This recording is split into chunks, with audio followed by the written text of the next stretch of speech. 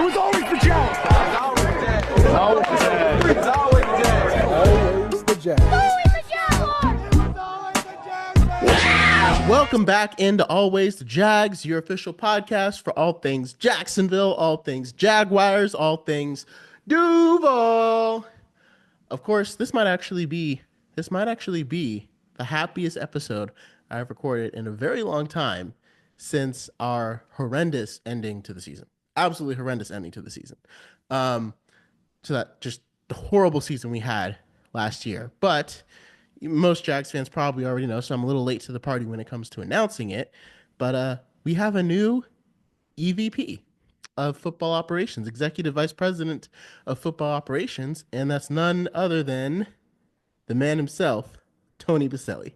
And that's his signature right here. And I mean, on paper, I'm going to be completely honest, it doesn't make that much sense, right? Because, you know, that's supposed to be like a very executive position, and Tony Boselli obviously doesn't have experience in that role. But I love it. It is the best move I think Shad Khan has ever made. And it's not necessarily because I think Tony Boselli is going to come in and fix everything or anything like that. It's just, out of everybody out there, every fan, every person on the planet, there is no bigger fan.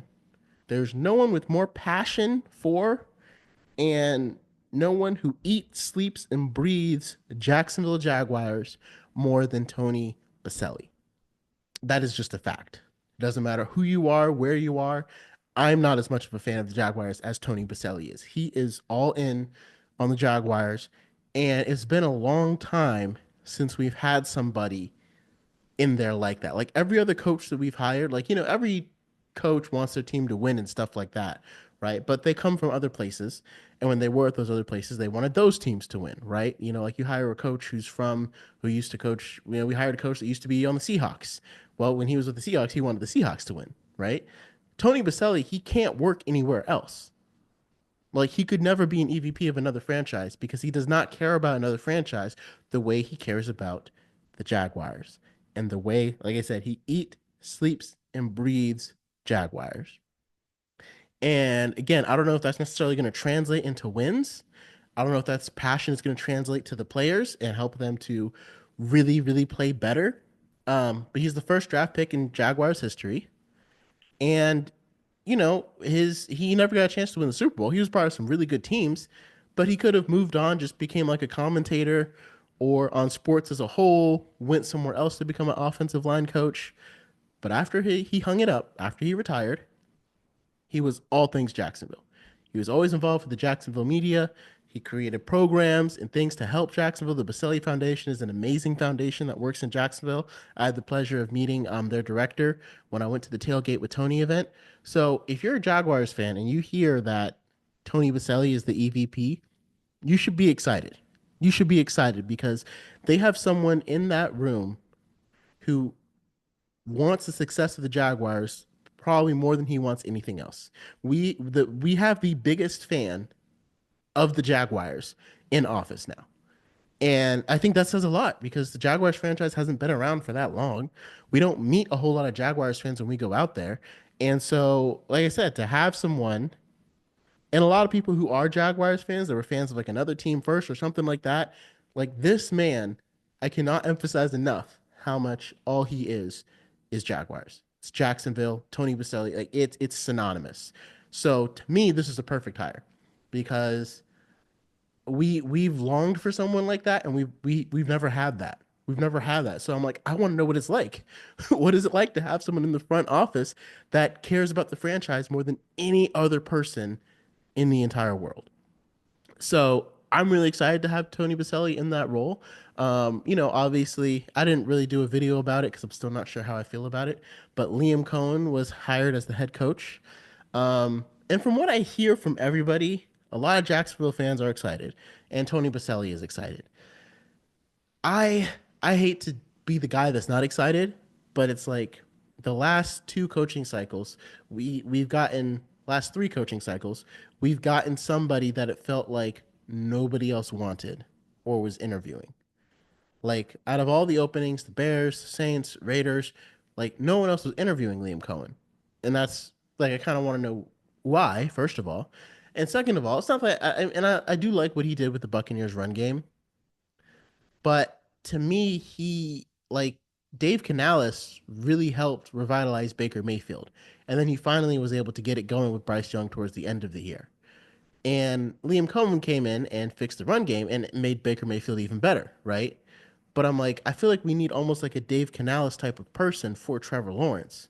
Now, maybe by Liam Coen scheming up the run game, because obviously the way the Buccaneers changed, they didn't change the personnel very much. It's not like they got new running backs or anything like that.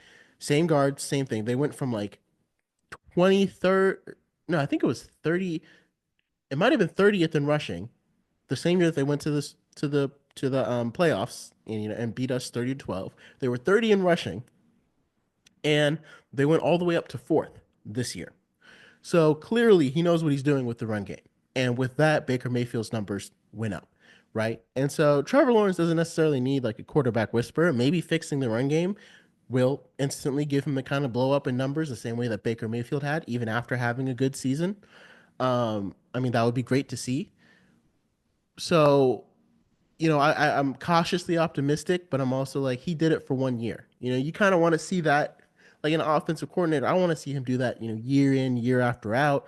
Like, again, Ben Johnson was obviously the crown jewel. And I feel like had Shad Khan, maybe he was having these discussions. And it also makes me wonder, like, maybe should we have fired Doug Peterson and Trent Baalke in the middle of the year, right? Because I mean, and Pete Prisco was right because he was talking about it's like, what's the point of firing a coach mid-season?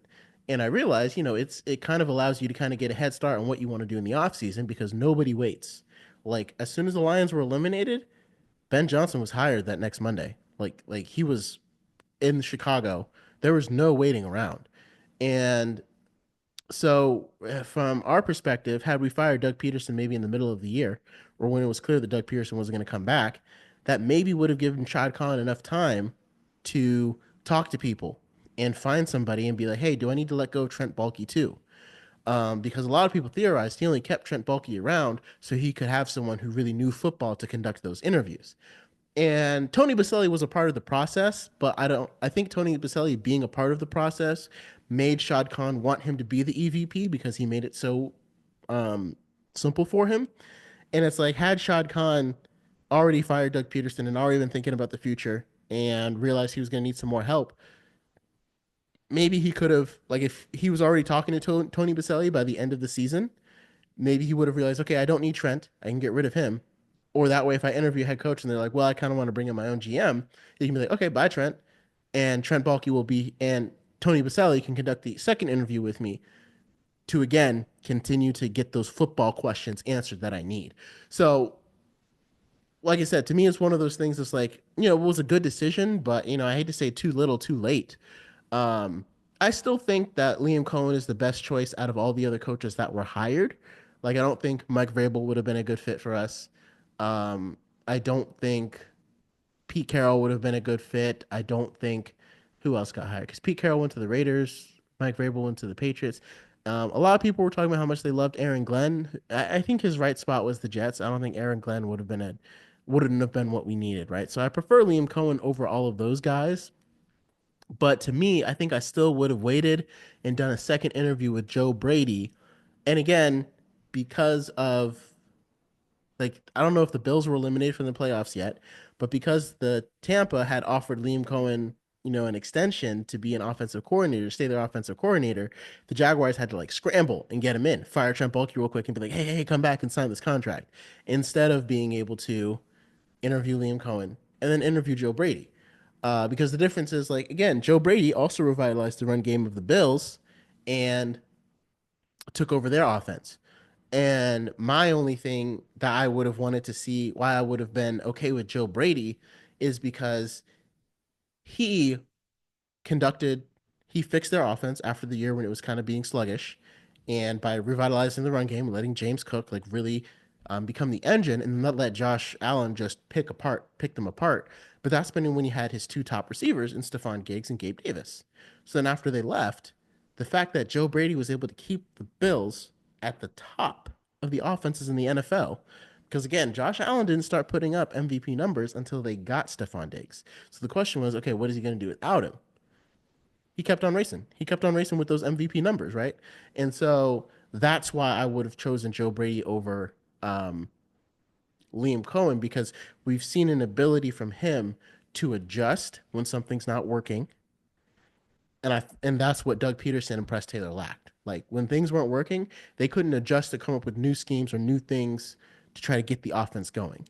But Joe Brady did that, and he did it with a bunch of no-name receivers, right? Like Khalil Shakir, we don't know who that is. They drafted Keon Coleman, and then they brought in Amari Cooper, and he ended up not being. So it's like imagine if Joe Brady had Brian Thomas Jr. You know what I mean? What could he scheme up for him? And so to me, I still would have waited, and I still would have chosen Brady. And and again, it's not like Joe Brady hasn't taken his lumps. Like he's had some. He was with the Panthers, couldn't make their offense sing, right? But what he did with Joe Burrow was incredible back at LSU. So it's like, is it the situation or is it the coaching? And to me, this year with the Bills proved, someone else pointed out that like maybe Joe Brady can really only create a successful offense when he has that superstar tier quarterback in Joe Burrow and Josh Allen. And it's like, would he be able to create the same thing with Trevor Lawrence? And that's a valid point, because we all want Trevor Lawrence to be Joe Brady. I mean, we all want Trevor Lawrence to be Joe Burrow or Josh Allen. Like that's where he could project to be, but he hasn't gotten there, and we don't know if he'll ever get there. We'll never if he'll ever be that guy, right? Like right now, Trevor Lawrence's career it does project more to Baker Mayfield's, right? Like it's closer to that. His numbers that he's putting up, that's probably the best, not the best comp, but like again, if Liam Coen can do it with Baker Mayfield, then I feel much more confident than he can do it with Trevor Lawrence because they're a lot closer in skill than Joe Burrow and Josh Allen. So if Joe Brady can only do it with like those top 5 tier quarterbacks, maybe that's something to look into as well. So there's an argument that could be made for both of them. And so I could understand how some people might be leaning towards Liam Coen. So, I'm hoping for the best. We'll see as he fills out his staff. I've already heard that the Packers linebackers coach, Anthony, I can't say his last name, but he's going to be our defensive coordinator. He was the Packers linebackers coach. Um, Obviously, the Packers linebackers were fantastic this year. I mean, the kid, their 6th round draft pick, a Garrett Cooper, I think is how you say his name. He single handedly won the game for the Packers when they were in Florida, when they were in Jacksonville. Like without him, I don't think they would have won. I was kind of hoping he was hurt that day, but he's been like a rookie phenom. And so I trust what he's been able to do with the linebackers coach. I really wish we had been able to coax Robert Saleh or Patrick Graham to be our defensive coordinator.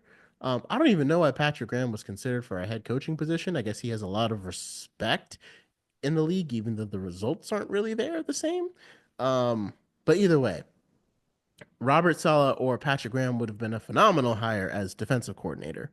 But again, I don't think I'm upset with Anthony. I think we just heard who our offensive coordinator was going to be. I was kind of hoping it was going to be that Rams passing game coordinator because that would have been a good choice.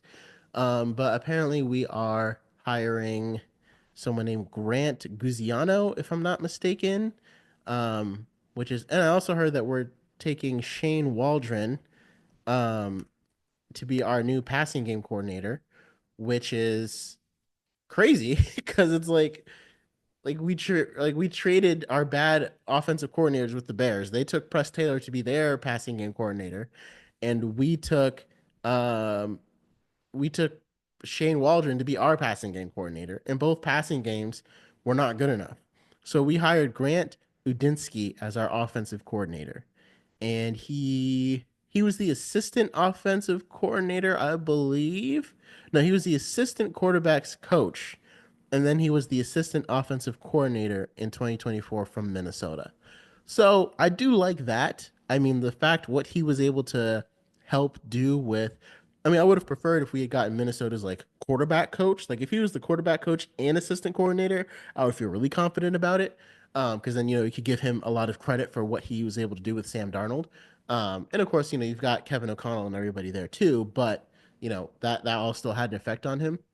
But even as the assistant and offensive coordinator, obviously Minnesota's offense was fantastic. And Sam Darnold, a guy who had been cast off to be a backup, is now looking to like he had one of the best seasons in the league. And even though he kind of fumbled at the last two games and probably hurt his salary quite a lot because NFL has a very "what have you done for me lately" league memory when it comes to those kind of things. He still played like a starter and won games. They went 14-2. So, yeah, like he had a fantastic season and he was winning games. So, based upon where they're coming from, I'm okay with these picks. I heard there was rumors that it was going to be like Chip Kelly was going to be our offensive coordinator. I was like, okay, I would have been really okay with that. But apparently he went. I think he went to. I don't remember where he went, but he went somewhere else. Um, my thing is like again, the Jaguars. Like again, to me, if you have Ben Johnson, I don't know for sure, but like a lot of these guys that Liam Coen is choosing, they're like, like they're getting promoted. But it's like the best offensive and defensive coordinators are always the guys who were former head coaches who were fired, demoted. Because how did they get there? By being a really good defensive or offensive head coach. And so I don't know if it made a difference for Robert Saleh. I don't know if it made a difference for Robert Saleh. I feel like, if Ben Johnson is your head coach, would you rather be the Jaguars defensive coordinator and he ended up going back to the 49ers to be their defensive coordinator. And he probably sees more success there. I mean, continuity, all that stuff makes a difference, but it's like I'd love for the Jaguars to become that franchise to get to the point where we can hire head coaches who ran really good offenses, ran really good defenses, became a head coach and then got fired. And now a lot of times those coaches go to contending franchises that they feel like they can quickly turn around a unit or quickly see an improvement in a unit and lead it to maybe get some more wins so that way they can put themselves in the running for a head coach position. And obviously, Robert Saleh saw more success possible in the 49ers than he did with the Jaguars. And again, I don't know if the head coaching change makes a difference there. Probably it'd have to be the whole season. But we'll see how it goes. I'm just glad that Ryan Nielsen is out. I hope that we have a competent defense, and I hope that Liam Coen can run the offense in a way that opens up the run game and opens up Trevor Lawrence. But the number one thing I will say I'm excited for is having Tony Boselli as the EVP. Now he clarified he's not the general manager, he's not the head coach, right? He won't be making those decisions, but he's going to kind of be an ear for them to listen to. But also, when Tony Boselli has an opinion, he's fiery about it. I will miss him on the podcast he did with Pete Prisco for the Jaguars Happy Hour. But again, when he has an opinion, he's fiery and he will let you know. So I'm not worried that his opinion is going to be lost. Like, I feel like he will still have a say in how the team operates and things like that. And I feel like whoever the next general manager is and whoever the next and Liam Coen, I feel like if they're smart, they will listen to Tony Boselli and be like, okay, why does this guy get you excited? What do you see in him that makes you excited as a former player? What do you see in him that you think screams Jacksonville, that you think makes him like, draft choice or a potential free agent pick, right? Or what scheme do you think works? You know what I mean? Things like that. Like if they listen to him, we will be a lot better because again, and if he's in the building, if he's talking and interacting with players, again, to me, all those like players need to see someone like Tony Boselli because that kind of passion for our franchise is contagious. Like I hear Tony Boselli talk and I get fired up for Jacksonville. I almost wish he could be our head coach, but I will take EVP if that's what it means. And again, like when Tom Coughlin was the EVP, he interacted with players. He was there a lot. Having Tony Boselli, a Jaguars legend, in the building, interacting, his passion for us is contagious. And I think that can make people play harder. And if we had played harder in a handful of games, we could be talking about a totally different season. You know what I mean? We could have talked about beating top tier teams like the Packers and the Eagles. If more decisions were made, maybe there was more heart, more something, more oomph from our entire team as a whole. So hopefully this will get us there. My next episode, I'll kind of talk about what I'm looking at in free agency, and then I'll try to go into the draft a little bit, maybe do a couple of mock drafts as we get headed towards that phase. But yeah, let me know what you think about Liam Coen as our head coach, Tony Boselli being our EVP, And our two offensive coordinator and defensive coordinator positions, Greg Udinski as the offensive coordinator, and I'm gonna try to pronounce his last name real quick. Um, you see. Oh, it looks like Ryan Nielsen is joining the Bills staff. Okay. Um, Campanelli. Oh yeah, it might be Campanelli. Anthony Campinile, I guess. Yeah, sounds right. Yeah, so let me know what your thoughts about them. Um, Let me know how you feel about the season. Do you think we're going to be able to turn around next year? We saw our opponents. It's going to be tough. So after we go through the mock draft and free agency, I'll kind of hop into season predictions. I guess I'll try. And lastly, who you rooting for in the Super Bowl? All that, Eagles or Chiefs? Let us know. Drop your thoughts down below. If you're, for me, I am rooting for the Eagles in the Super Bowl, not just because Patrick Mahomes. I'm tired of seeing him win, which again is crazy how he went from like the hero of the NFL to the villain in just like 4 short seasons.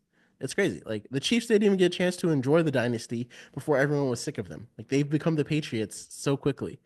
But anyway, I'm rooting for the Eagles, not just because they're not the Chiefs, but because Jalix Hunt is actually, I got to shout out my fellow DeBerry, not just Orange City University High School, but my fellow DeBerry alumni, Jalix Hunt. He was also born and raised. Well, I don't know if he was raised there, but he was born in DeBerry, Florida, just like me. I lived there for 22 years, and we both went to University High School. I was 3 years ahead of him. He graduated, I think, in 2019, and then he went to college, and then he was recently drafted by the Eagles. So he's a rookie this year, and he gets to play in the Super Bowl. So gotta root for the hometown kid. I mean, like hometown, hometown. Like, I mean, I don't think we were neighbors or anything like that, but like we lived in the same city, and DeBerry is a very small city, like 10,000 people.